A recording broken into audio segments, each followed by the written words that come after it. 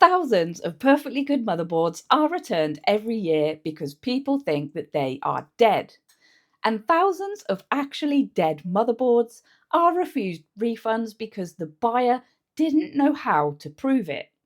If you are building a PC in 2026, you cannot afford to guess. So picture the scene. You've just finished your new PC build. You spent hours making every cable look perfect, mounting every part with care.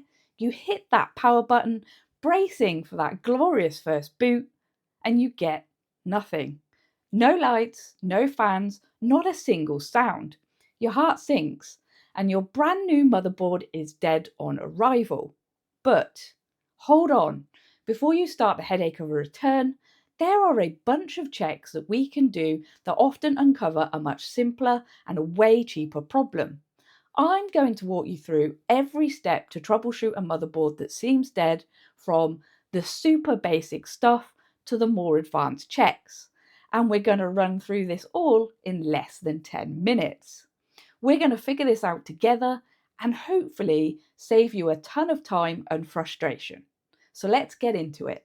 Okay, the number one rule of troubleshooting is don't panic. Seriously, most dead motherboards aren't actually dead at all. It's usually a very simple oversight. And we're going to start with the most common ones.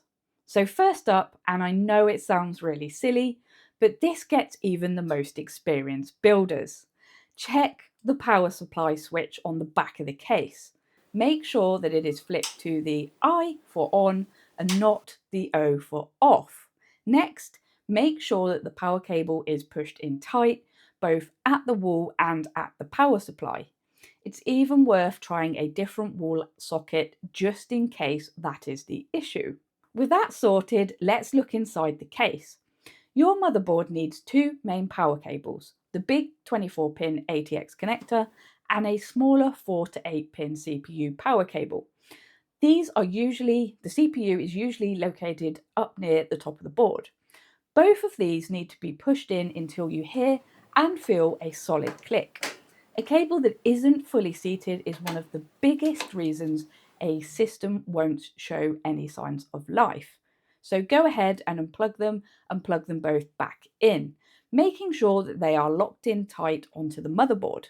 And then check the power supply too, if it's a modular one.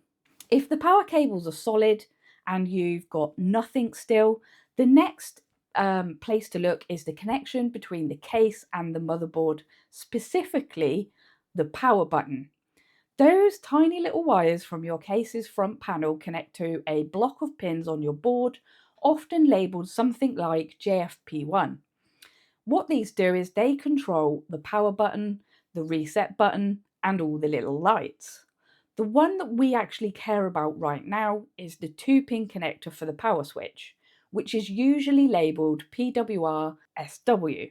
To see if your case's power button is the problem, we can just bypass it. So find the 2 pins that the power switch connects to. Your motherboard manual will probably be your best friend here. It will show you exactly which ones. So now that's sorted, carefully with the power supply switched on, take a metal screwdriver and just briefly touch the tip across both of those pins. What this does is it jumps the connection and it basically does the exact same thing as pressing the power button itself. If your PC suddenly roars to life, then you know that the problem is your case's button or the wire leading to it. While we're on the topic of the case, let's talk about the motherboard standoffs themselves. So, those are the little brass screws that you put in the case before you mount the motherboard. Their only job is to lift the board off of the metal case to stop anything from shorting out. If you have accidentally put a standoff where there isn't a screw hole on the motherboard, it can touch the back of the board and create a short and basically stop the whole system from turning on. Just do a very quick visual check to make sure that the standoffs are only where they are meant to be. This in itself can save you a huge headache. Alright, so if you've checked all the cables and tried jumping the power pins and you still have no luck, it's time that we get a little bit more serious. We need to strip down and get rid of as many variables as we can. The best way to do that is with what's called a bare bones boot or breadboarding. Basically, this just means that we are taking the motherboard itself outside of the case to rule out any shorts. First, unplug everything. Put your motherboard on something non-conductive, so perhaps the cardboard box that it came in, but never use the anti-static bag it came in, as the outside of that bag can actually be conductive. Now, let's build it back up with just the bare minimum needed to post. So install your CPU and the CPU cooler, and make sure the cooler's fan is plugged into the CPU fan header on the board. Next, install only one stick of RAM. Your motherboard manual will tell you which slot to use for a single stick, but to be fair, it is usually the second slot from the CPU itself. Finally, connect only the essential power.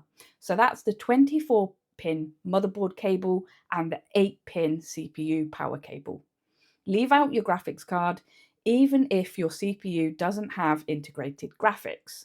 Don't plug in any hard drives, SSDs, or case fans. This is the absolute minimum a motherboard needs to show signs of life. Now, with everything set up on your cardboard box, short the power switch pins with your screwdriver, just like we did before. If the fans spin up or any LEDs on the board turn on, congratulations, your motherboard isn't dead. The problem is likely one of the parts that you just took out. But what if your bare bones setup still shows no signs of life? It's time for some more advanced steps. The first component to suspect is the power supply. The best way to be sure is to swap it for a known good PSU from another PC. But if you don't have a spare lying around, let's face it, most of us don't, you can try the paperclip test. So unplug all of the cables from your power supply, and on the big 24-pin connector, use a bent paperclip to connect the green wire, which is usually pin 16, to any of the black ground wires next to it, like pin 17. Then, when you flip the PSU's power switch on, the fan should start spinning. If it doesn't, your power supply is probably the real culprit, not the motherboard itself. If the PSU is working, the next step is to reset the CMOS. The CMOS is just a tiny bit of memory that holds your BIOS settings, and if those settings get scrambled, it can prevent your PC from booting. So to reset it, first unplug your PC from the wall, find that little silver coin sized battery on your motherboard, and then gently pop it out. Wait about 5 minutes and then put it back in. It is also worth mentioning that some motherboard also have a clear CMOS jumper, which is usually 2 or 3 pins that you can short with a screwdriver for a few seconds, just like we did before. Check your manual to find it if you're unsure, and then after the reset, try booting again. For modern systems, you should also look for a feature called BIOS Flashback. This lets you update the motherboard's BIOS from a USB drive, sometimes without even needing a CPU or RAM installed. An outdated BIOS that doesn't recognize your newer CPU can act just like a dead-on arrival motherboard.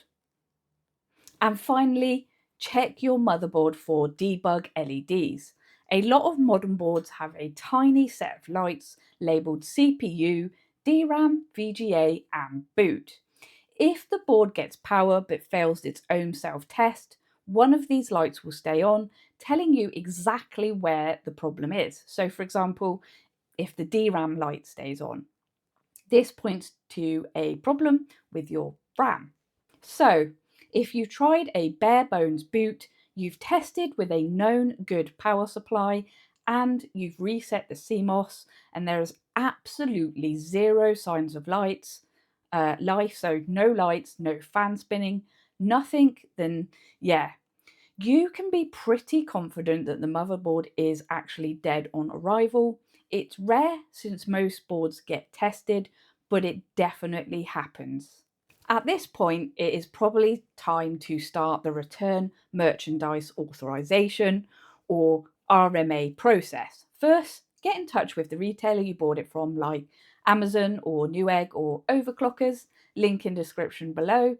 They usually have a 30-day return window for defective parts, which is the fastest and the easiest way to get a new one. But before you do anything, document everything. Take clear photos and videos of the board. Pay close attention to the CPU socket to prove that there are no bent pins, because any physical damage can void your warranty, even if you didn't cause it. When you contact support, give them your order number, the board's serial number, and a detailed list of all of the troubleshooting steps that you have already tried. When you're packing it, be careful. Take off your CPU, RAM, and everything else. Gently clean off any thermal paste. If your board came with a plastic CPU socket cover, put that back on.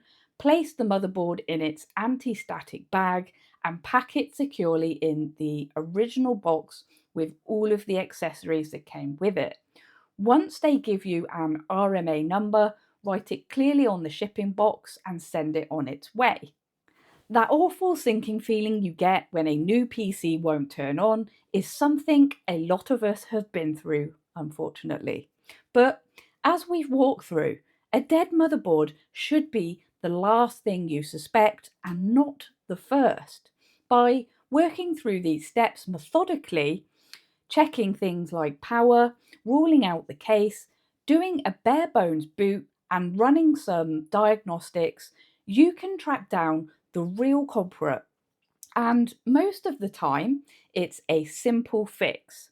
It's all about turning that panic into an action plan. But fixing your motherboard is only half of the battle, because if you make this mistake with your GPU, your screen will stay black. I'm deep diving into that in episode 2, which is coming very, very soon. So, if this guide helped you to get your build up and running and you want more tips on GPU troubleshooting, please hit that like button and subscribe for more PC building and troubleshooting tips. And most importantly, share your experiences down in the comments below. What ended up being the problem for you? Because your story might be exactly what another builder needs to see to solve their problem. Thanks for watching as always. Take care, guys, and I will see you on the next build.